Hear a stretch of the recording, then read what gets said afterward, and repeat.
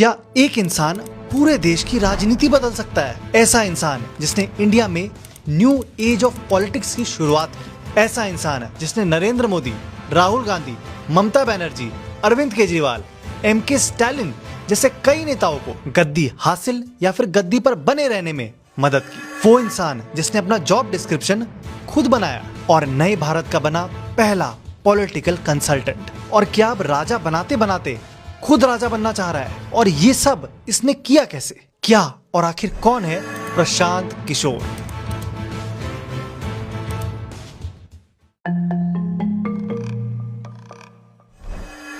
तो प्रशांत किशोर का जन्म सासाराम के कोनार गांव में हुआ। यह बिहार के रोहतास डिस्ट्रिक्ट में पड़ता है। इनके फादर एक फिजिशियन थे और माँ होम मेकर। ये अपनी स्कूली पढ़ाई पूरी करने के लिए बक्सर चले गए थे और इंजीनियरिंग करने हैदराबाद। अब इसके बाद ये यूनाइटेड नेशंस में जॉब करने लगे। अब इनकी ये नौकरी कैसे लगी उसका आंसर मुझे तो नहीं मिला। यूएन में इन्होंने एज पब्लिक हेल्थ एक्सपर्ट 8 साल तक काम किया, जिस दौरान इनकी पोस्टिंग अफ्रीका के कई देशों में हुई। अब ये अफ्रीका वाला एंगल इस कहानी में दोबारा आता है। इस यूएन के जॉब के दौरान वो economic prosperity and malnutrition in India यानी भारत की आर्थिक तरक्की और भुखमरी के ऊपर एक पेपर लिखते हैं और ये पेपर उनकी जिंदगी बदल देता है।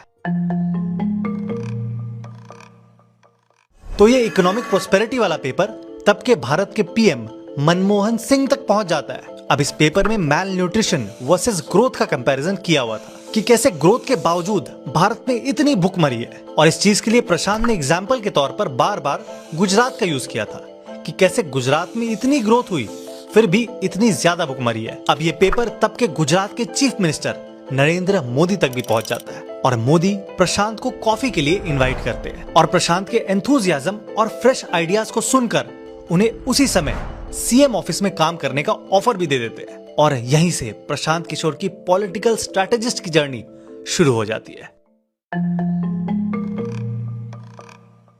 अब प्रशांत किशोर का गुजरात से कोई खास लेना देना नहीं था। उनकी माँ यूपी के बलिया से थी और फादर बिहार से। अब इससे पहले कि हम प्रशांत किशोर, मोदी और गुजरात के 2012 के चुनाव की बात करें, हमें एक और कैरेक्टर के बारे में पता होना जरूरी है, अमित शाह। तो जब प्रशांत गुजरात गए तब अमित शाह कहाँ थे? शॉर्ट आंसर तो ये है कि वो तरीब पार थे। सोहराबुद्दीन शेख वाले मर्डर केस में 2010 में अमित शाह को बेल मिली थी, लेकिन उस बेल की एक शर्त थी कि वो गुजरात में रह ही नहीं सकते। अब ये केस क्या था वो किसी और वीडियो में बताऊंगा। फिलहाल के लिए ये समझो कि मोदी का सबसे बड़ा कॉन्फिडेंट और राइट हैंड अमित शाह उनके पास नहीं था और ये 2012 वाला इलेक्शन मोदी को अकेले लड़ना था और इसी गैप को फिल करने आए प्रशांत किशोर। प्रशांत का लेकिन इलेक्शन मैनेजमेंट का तरीका अमित शाह से बहुत अलग था। उन्होंने डेटा हेवी स्टाइल अपनाया और मीडिया परसेप्शन और कैंपेन स्ट्रैटेजी जैसी चीजें मोदी के साथ डिस्कस करने लगे। ये पहली बार था कि मोदी को कोई ऐसा एडवाइजर मिला था जो बीजेपी आरएसएस के इकोसिस्टम से अलग था और पार्टी कैडर की तरह बात नहीं करके एक प्रोफेशनल की तरह बात करता था। किशोर ने जल्दी सीएम रेसिडेंस में एक छोटा वॉर रूम बना लिया था। अब आते हैं कैंपेन पर। प्रशांत ने एक रिसर्च बेस्ड मॉडल बनाया और मोदी को विकास पुरुष के तौर पर प्रोजेक्ट करने का प्लान किया,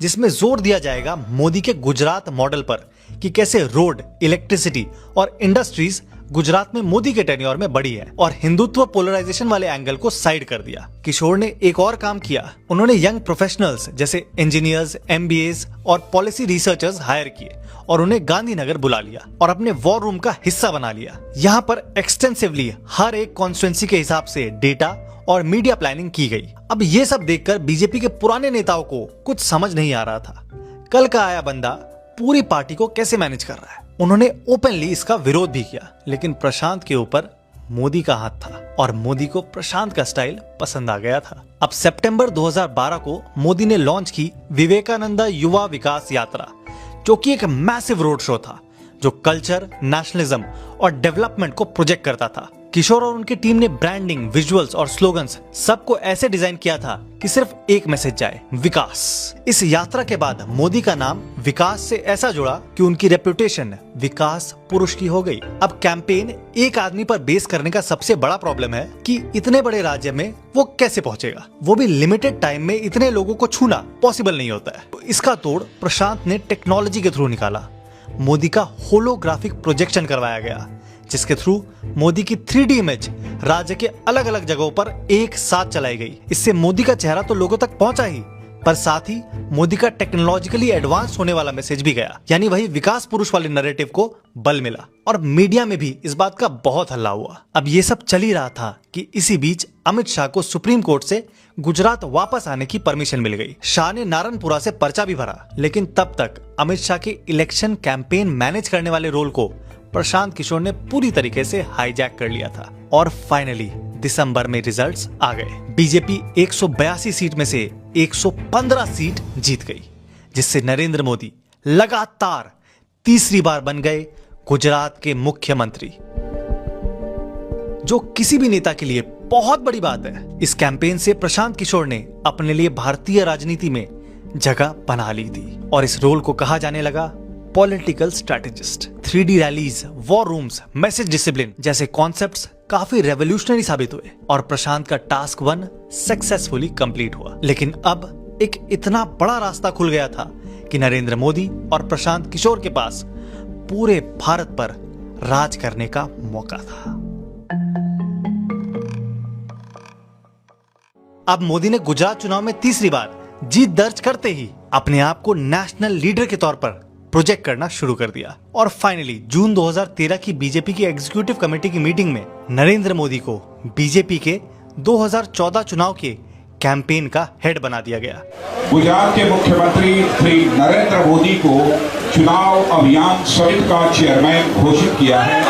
अब इस सब में प्रशांत किशोर ने गुजरात में मोदी के लिए जो काम किया था उसे फॉर्मली करने का प्लान बना लिया और बनाई CAG यानी सिटीजन्स फॉर अकाउंटेबल गवर्नेंस, जिसमें 700 से ज्यादा वॉलंटियर्स जोड़ लिए और IITs, IIMs, एम्स जैसे इंस्टीट्यूशंस में पढ़े लोगों को इसमें ज्वाइन करवाया और गांधीनगर और दिल्ली दोनों में वॉर रूम्स बना लिए। और देखते देखते दुनिया के सबसे बड़े इलेक्शन में देश की one of the biggest parties का कैंपेन मोदी और किशोर के हाथों में आ गया और सितंबर 2023 में बीजेपी ने मोदी को ऑफिशियली PM कैंडिडेट के तौर पर प्रोजेक्ट कर दिया। संसदीय दल ने यह फैसला किया है कि श्री नरेंद्र मोदी को आगामी लोकसभा चुनाव के लिए प्राइम मिनिस्ट्रियल कैंडिडेट के रूप में प्रोजेक्ट किया जाए। अब प्रशांत किशोर की CAG भी नरेंद्र मोदी को नेशनल लीडर के तौर पर प्रोजेक्ट करने लगी। इस दौरान प्रशांत के पास मोदी का अनरेस्ट्रिक्टेड एक्सेस था, जिससे फिर से वही गुजरात वाली प्रॉब्लम, पुराने बीजेपी लीडर्स इनसिक्योर होने लगे, लेकिन प्रशांत का फ्री हैंड चलता रहा। सबसे पहला नेशनल कैंपेन जो प्रशांत के CAG ने लॉन्च किया वो था रन फॉर यूनिटी, जिसमें सरदार वल्लभ भाई पटेल की 138th बर्थ एनिवर्सरी को सेलिब्रेट करने के लिए देश भर में मैराथन जैसे इवेंट्स ऑर्गेनाइज किए गए। लेकिन इसका इनडायरेक्ट एम था सरदार वल्लभ भाई पटेल को मोदी से जोड़ना और मोदी को पटेल के सक्सेसर के तौर पर प्रोजेक्ट करना। इवेंट काफी सक्सेसफुल रहा। फिर दूसरा कैंपेन हुआ चाय पर चर्चा, जिसमें मोदी के चाय वाला होने यानी एक हम्बल बैकग्राउंड से आने को बहुत प्रमोट किया गया। साथ ही सैटेलाइट टेक्नोलॉजी और वीडियो कॉन्फ्रेंसिंग के थ्रू मोदी ने कई लोगों से चाय पीते पीते बातें की। ये इवेंट भी बढ़िया चला और सबसे इंपॉर्टेंट चीज जो प्रशांत ने बहुत इफेक्टिवली यूज की वो थी सोशल मीडिया, जिसमें मोदी के ट्विटर, फेसबुक और यूट्यूब अकाउंट्स को पूरी तरह से रिवैम्प कर दिया। क्यूरेटेड मीम्स, स्लोगन्स और इन्फोग्राफिक्स डाले गए और एंगेजमेंट आसमान छूने लगा। अब एक तरफ CAG मोदी को ब्रांड के तौर पर एस्टैब्लिश कर रही थी, तो दूसरी तरफ बीजेपी और RSS अपना ऑर्गेनाइजेशनल माइट यूज करके अपना कैंपेन चला रही थी। ये सब में फिर से सवाल उठता है कि अमित शाह कहाँ थे? तो मोदी ने अमित शाह को देश के सबसे बड़े राज्य उत्तर प्रदेश, जहां 80 सीट्स थी, उसे मैनेज करने की जिम्मेदारी दे दी थी, जिसकी वजह से कम ओपनली प्रशांत और अमित शाह के बीच कोई टकराव देखने को नहीं मिला। CAG के हिसाब से इस पूरे कैंपेन के 4 मेन पिलर्स थे: development, youth aspirations, anti corruption and strong leadership. अब प्रशांत ने एक और नैरेटिव बहुत अच्छे से मार्केट किया जब मणिशंकर अय्यर ने मोदी का मजाक उड़ाते हुए कहा था कि वो कांग्रेस मीटिंग में चाय बेचने के लायक। वायदा करता हूं कि इस 21वीं सदी में नरेंद्र मोदी कभी भी देश के प्रधानमंत्री नहीं बनेंगे। लेकिन यहाँ आकर चाय का वितरण करना चाहते हैं तो हम उनके लिए जगह बना रहे हैं। तो इस बात को प्रशांत ने मोदी के हम्बल बैकग्राउंड से जोड़ दिया और उन्हें एक आम आदमी के तौर पर एस्टैब्लिश कर दिया, जिससे ये इंसल्ट मोदी के बहुत काम आई। और ऐसे ही करते करते मोदी के फियर्स कैंपेनिंग, जिसमें उन्होंने बेतहाशा रैलीज की, 16 मई 2014 को उसका रिजल्ट आ गया। बीजेपी ने अकेले अपने दम पर 282 सीट्स लाकर इतिहास बना दिया। अच्छे दिन ऐसा 30 साल में पहली बार हुआ था कि कोई एक पार्टी फुल मेजोरिटी में आ जाए। मोदी के कैंपेन को ओबामा मूवमेंट ऑफ इंडिया कहा गया और किशोर और उनकी सीएजी इस पूरे मूवमेंट में लीथल वेपन साबित हुई। अब इतनी ऐतिहासिक जीत के बाद प्रशांत किशोर पीएमओ में एक फॉर्मल पोजीशन एक्सपेक्ट कर रहे थे, कोई कम्युनिकेशन या फिर स्ट्रैटेजी का एडवाइजरी रोल। लेकिन बीजेपी के बड़े नेता ऐसा होने देना नहीं चाहते थे, खासकर तब जब अमित शाह को जुलाई 2014 में बीजेपी के नेशनल प्रेसिडेंट के तौर पर अपॉइंट कर दिया गया और सर्वसम्मत से श्री अमित शाह जी को भारतीय जनता पार्टी के राष्ट्रीय अध्यक्ष के रूप में अपनी सहमति दी है। और धीरे धीरे ऐसे ही पीके की मोदी से दूरी बढ़ती चली गई, या कह सकते हो बढ़वाई गई। और नए पार्टी प्रेसिडेंट का पीके के प्रति भाव देखते हुए बाकी नेता भी इशारा समझ गए थे। बीजेपी के नेता पीके को एक वेंडर के तौर पर देखने लगे, जिसने काम तो बढ़िया किया लेकिन अब उसकी कोई जरूरत नहीं थी। एक बीजेपी इंसाइडर ने कहा कि पीके कैंपेन के दौरान बीजेपी से बड़े बनने लग गए थे और ये बीजेपी को कतई बर्दाश्त नहीं है। प्रशांत किशोर का BJP IT cell, social media wing, ये सबसे नाता घटता चला गया और 2014 खत्म होते होते पीके ने अपना रास्ता अलग करने का फैसला कर लिया था।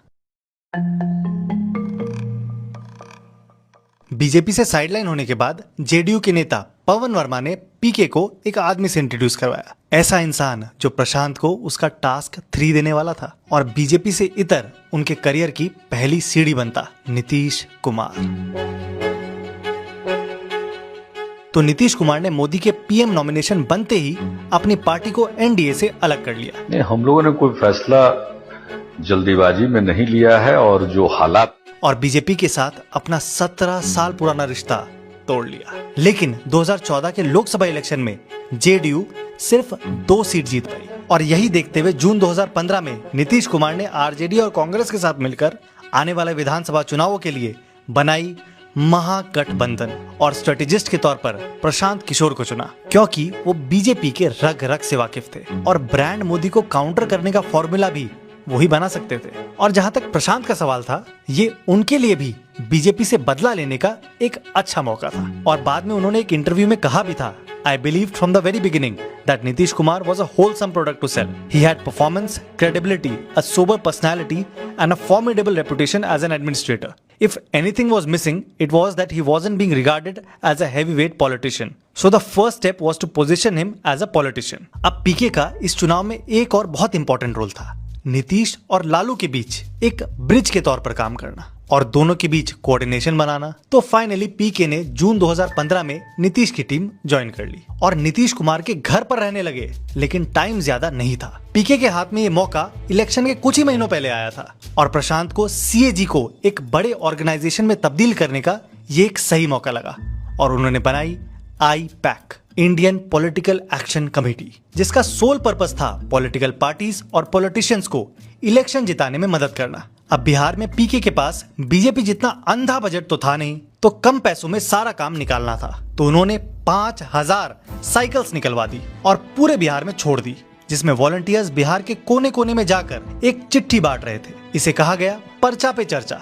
अब इस चिट्ठी में नीतीश कुमार और उनकी सरकार के अचीवमेंट्स लिखे हुए थे और नीचे नीतीश का साइन भी था। इन लेटर्स के नीचे एक फोन नंबर भी था, जिसमें मिस कॉल देने पर एक कॉल बैक आता, जिसमें नीतीश कुमार की आवाज में एक मैसेज होता था, जिसमें वो वोटर्स को महागठबंधन को वोट करने की अपील करते हैं। ये एक बहुत पर्सनलाइज्ड मैसेज साबित हुआ और ग्राउंड रीच आउट के लिए हजारों व्हाट्सएप ग्रुप्स बनाए गए, जिसमें बहुत कैलकुलेटेड मैसेजेस डाले जाते। इन वॉलंटियर्स के काम को एक स्लोगन भी दे दिया गया, एक कार्यकर्ता 10 दस्तक, एक संदेश हर घर तक।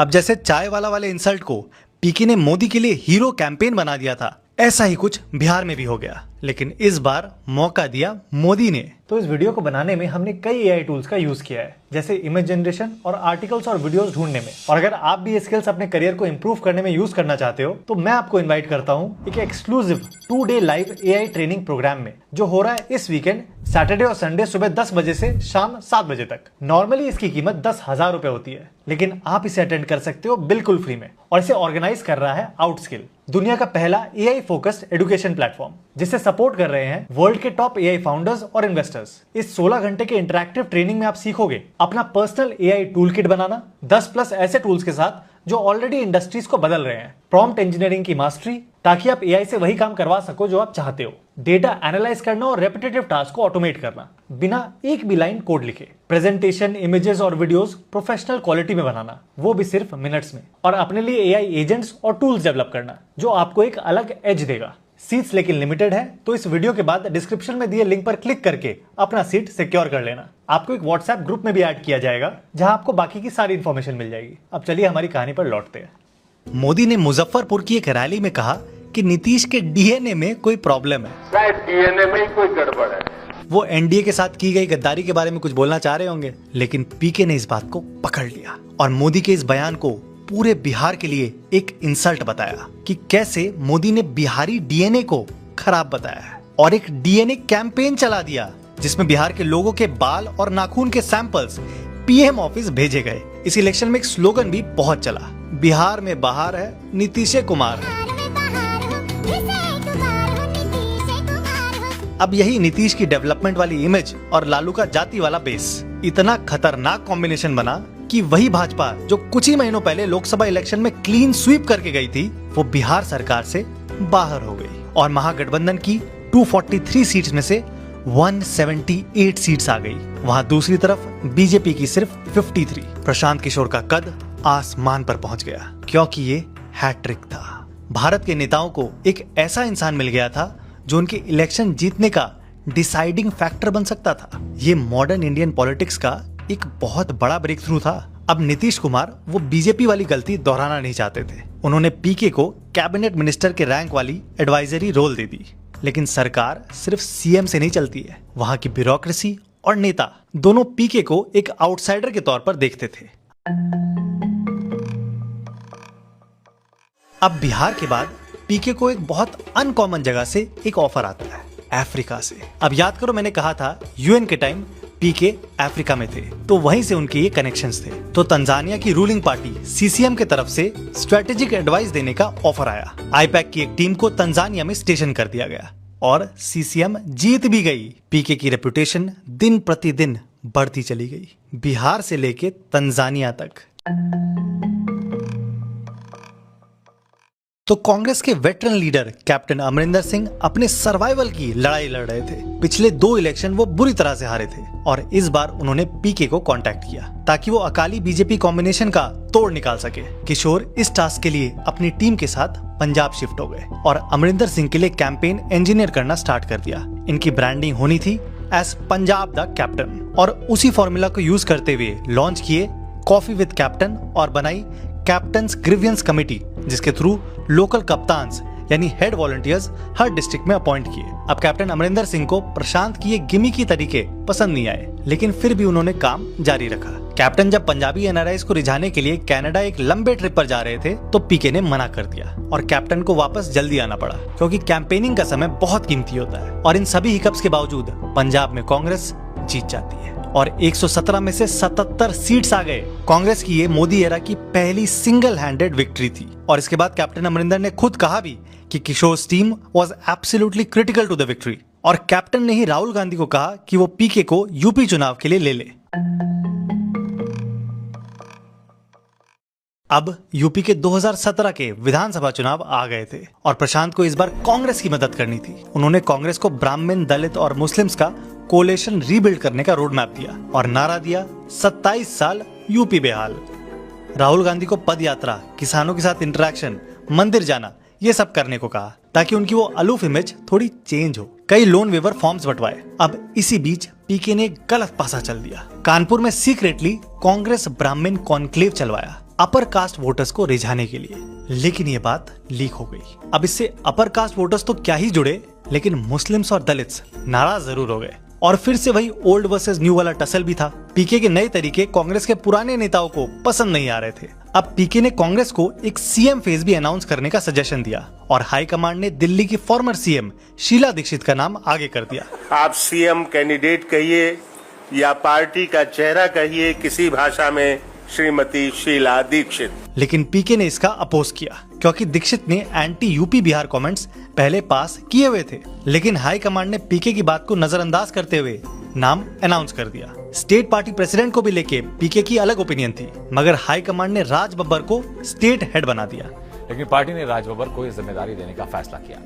अब मोदी, नीतीश और कैप्टन के साथ पीके का कोऑर्डिनेशन जबरदस्त था, लेकिन दीक्षित उन्होंने पीके से डिस्टेंस बना ली और फिर कुछ ऐसा हुआ जिससे कांग्रेस की जीतने की सारी उम्मीदें खत्म हो गई। कांग्रेस ने समाजवादी पार्टी के साथ गठबंधन कर लिया कि अलायंस होगा और अलायंस होगा सरकार बनाने की, जिससे सारी की सारी मैसेजिंग गड़बड़ हो गई। कांग्रेस एक जूनियर पार्टनर बनकर रह गई और एक जॉइंट कैंपेन चलाया गया यूपी के लड़के। लेकिन इस सब में बीजेपी और मोदी दोनों का हिंदुत्व प्लस डेवलपमेंट का मुद्दा छा गया और जब रिजल्ट्स आए तो कांग्रेस कहीं मुंह दिखाने लायक नहीं रही। कांग्रेस के 403 में से 7 सीट आए और बीजेपी ने लैंडस्लाइड विक्ट्री दर्ज की। इसके बाद वही ब्लेम गेम शुरू। एक कांग्रेस नेता ने तो पोस्टर लगवाए कि जो पीके को ढूंढ के लाएगा उसको 5 लाख रुपए देंगे। Poster was put up at the party office in the state capital of Lucknow, pointing a very large finger. Find Prashant Kishore, the Congress strategist. Congress ने पीके को डिफेंड किया और पीके ने बाद में इस हार के बारे में पूछने पर कहा, I had overestimated my freedom within Congress and misjudged the party's dynamics. और कहा, you cannot repair 27 years of damage in a few months. लेकिन इस चीज से ये तो तय हो गया कि पीके की वो इनविंसिबल वाली जो इमेज थी वो खराब हो गई। अब 2017 के हार के बाद पीके लाइमलाइट से थोड़े दूर हो गए, लेकिन सडनली सितंबर 2018 में उन्होंने एक अनाउंसमेंट कर दी। उन्होंने ऑफिशियली जेडीयू ज्वाइन कर ली, वही जेडीयू जिसको जिताने में उन्होंने 2015 में हेल्प की थी। इस तरीके से प्रशांत किशोर को जेडीयू में शामिल कराया गया। आप देखिए कि लेकिन एक मेन अंतर था, अब नीतीश फिर से बीजेपी के साथ जुड़ चुके थे, लेकिन पीके और नीतीश का बीच का रैपो वैसा ही था, जिसकी वजह से 1 महीने बाद ही नीतीश ने पीके को पार्टी का वाइस प्रेसिडेंट बना दिया। यानी पीके अब पार्टी के नंबर 2 आदमी बन गए थे।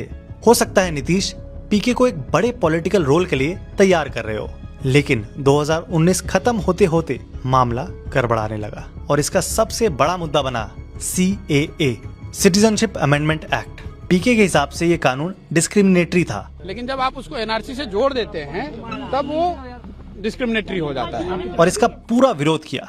लेकिन नीतीश ने ऐसा नहीं किया और बीजेपी का साथ दिया। इस बात पर पीके ने ओपनली पार्टी के स्टैंड को चैलेंज करते हुए ट्वीट्स किए, जिसके रिस्पांस में नीतीश कुमार ने कहा कि पीके को अमित शाह के कहने पर ज्वाइन करवाया गया था। आया कैसे भाई, हमको अमित शाह जी कहे ज्वाइन करें।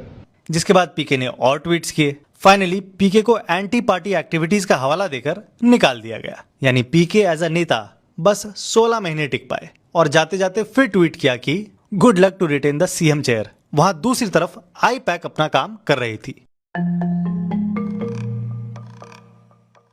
अब इसी बीच पीके 2019 के आंध्र प्रदेश के विधानसभा चुनाव के लिए जगनमोहन रेड्डी और उनकी पार्टी YSRCP को गाइड कर रहे थे और इस कैंपेन के लिए प्रशांत और उनकी टीम को करीब 700 दिनों का टाइम मिला था, जो कि आईपैक का अब तक का सबसे लॉन्गेस्ट कैंपेन था। पीके की करीब 400 लोगों की टीम ने इस दौरान करीब 35 कैंपेन्स चलाए, जिसमें से 18 वर्चुअल थे और 17 ग्राउंड पर। जगन ने करीब 3600 किलोमीटर की पद यात्रा भी निकाली, जिसमें उन्होंने पूरा स्टेट कवर किया। आईपैक ने स्लोगन्स दिए, नायडू निनू नमम बाबू और बाय बाय बाबू। बाय बाय बाबू यानी नायडू को बाय बोल रहे थे और एक कैची थीम सॉन्ग भी था, रव वाली जगन कव वाली जगन।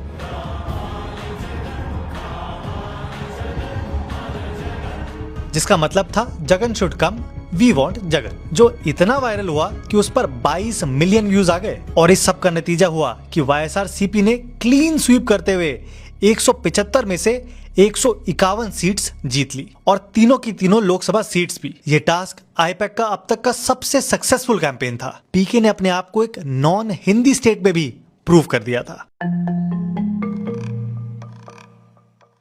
अब 2019 के अंत में आम आदमी पार्टी के सुप्रीमो अरविंद केजरीवाल ने पीके और आईपैक को अपने 2020 के विधानसभा इलेक्शंस के लिए बुला लिया। और ये फिर से पीके के लिए बहुत बड़ा मौका था, क्योंकि वो अपने सबसे बड़े राइवल बीजेपी को देश की राजधानी में हरा सकते थे। अब पीके ने पहला काम जो किया वो था केजरीवाल और उनकी पार्टी के सभी लोगों को नरेंद्र मोदी के खिलाफ कुछ भी बोलने से साफ मना कर दिया। पीके का मानना था कि मोदी अभी भी बहुत पॉपुलर है, स्पेशली दिल्ली जैसे समृद्ध राज्य में, और हो सकता है बीजेपी के वोटर्स आपके फेवर में वोट कर दे अगर उन्हें मोदी के खिलाफ कुछ ना बोला जाए, क्योंकि ये एक रीजनल अफेयर है और सेंटर में तो खैर बीजेपी है ही। साथ ही देश में एक नेशनलिज्म की वेव भी थी, जिससे मोदी के खिलाफ बोलने को देश के खिलाफ बोलना माना जाता था। तो बिना बीजेपी के जाल में फंसे पूरा कैंपेन आपको अपने कार्यकाल में हुए काम के बेसिस पर लड़ने का सजेशन दिया और स्लोगन दिया, अच्छे बीते 5 साल लगे रहो केजरीवाल।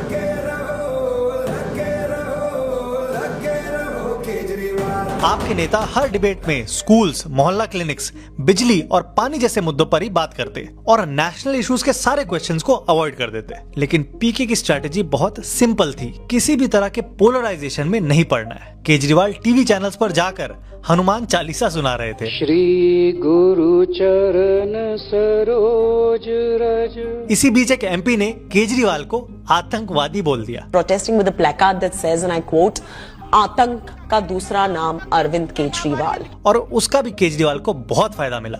आज मैं ये निर्णय दिल्ली के लोगों के ऊपर छोड़ता हूँ कि वो मुझे बेटा मानते हैं, मुझे अपना भाई मानते हैं, कि वो मुझे आतंकवादी मानते हैं। और जब केंद्र सरकार ने राम मंदिर का ट्रस्ट अनाउंस किया तो उसके अगले दिन पीके ने एक के बाद एक हर चैनल में केजरीवाल के इंटरव्यूज लॉक करवा दिए, ताकि केजरीवाल का डेवलपमेंट वाला मुद्दा ही मेन बना रहे। और इस सब का शानदार फल मिला। आपने 70 में से 62 सीट्स जीतकर अपनी लार्ज विक्ट्री को रिपीट कर दिया। मैंने आजादी से लेके अब तक दिल्ली पॉलिटिक्स में जो जो हुआ है उसे एक वीडियो में कवर भी किया है, तो वो अगर देखना हो तो नीचे डिस्क्रिप्शन में मैं लिंक डाल दूंगा।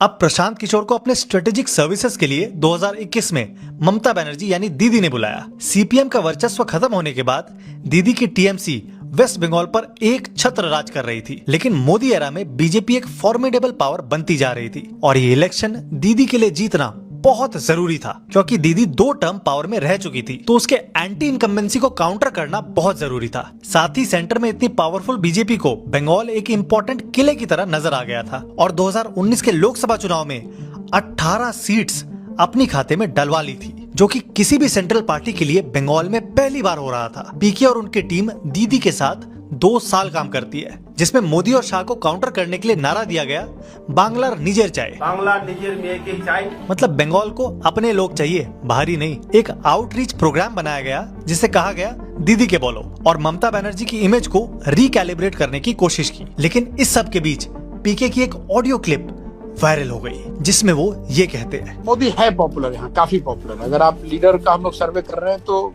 मोदी और ममता इक्वली पॉपुलर। अब इस बात को बीजेपी खूब उछालती है, लेकिन पीके काउंटर करते हैं कि हिम्मत है तो पूरा क्लिप सुनाओ, क्योंकि आगे चल के मैंने कहा कि ममता बनर्जी जीतेंगी ही। और इंटरव्यूज में पीके खुलकर क्लेम करते हैं कि अगर बीजेपी ट्रिपल डिजिट्स में भी आ गई तो वो अपना सारा काम धंधा छोड़ देंगे। I cease to be that person if BJP is to cross 100। और फाइनली रिजल्ट्स आ गए और पीके की बात सच निकल गई। टीएमसी बड़ी जीत दर्ज करते हुए 213 सीट्स लाती है और बीजेपी 77 पर सिमट जाती है। अब जहां एक तरफ पीके दीदी की टीएमसी को मैनेज कर रहे थे, वहां दूसरी तरफ देश के सदर्न स्टेट तमिलनाडु में भी डीएमके को अपनी स्ट्रेटेजिक सर्विसेज दे रहे थे। आईपैक 2020 से ही डीएमके के साथ काम कर रही थी। डीएमके के लीडर्स इस बात से नाराज जरूर थे कि एक नॉर्थ इंडियन उन्हें गाइड कर रहा है, लेकिन पीके ने इसे ओवरकम किया बैक सीट लेकर और अपनी ऑर्गेनाइजेशन आईपैक को आगे कर दिया। और यहाँ भी पीके का ट्रैक रिकॉर्ड खराब नहीं हुआ। सत्ता में बैठी एआईएडीएमके हार गई और स्टालिन पहली बार राज्य के मुख्यमंत्री बने। तो जिस दिन वेस्ट बंगाल इलेक्शंस के रिजल्ट्स आए थे, उसी दिन पीके ने ऐलान कर दिया कि वो अब ये पॉलिटिकल स्ट्रेटेजिस्ट वाला काम हमेशा के लिए छोड़ रहे हैं। वो काम जो इन्होंने 10 साल पहले मोदी के साथ गुजरात में शुरू किया था, वो पूरे देश का चक्कर लगाते हुए उसी बीजेपी को हराकर वेस्ट बंगाल में खत्म हो गया। और कुछ टाइम बाद उन्होंने क्लियर कर दिया कि वो आगे अपने आने वाली पारी में क्या करेंगे।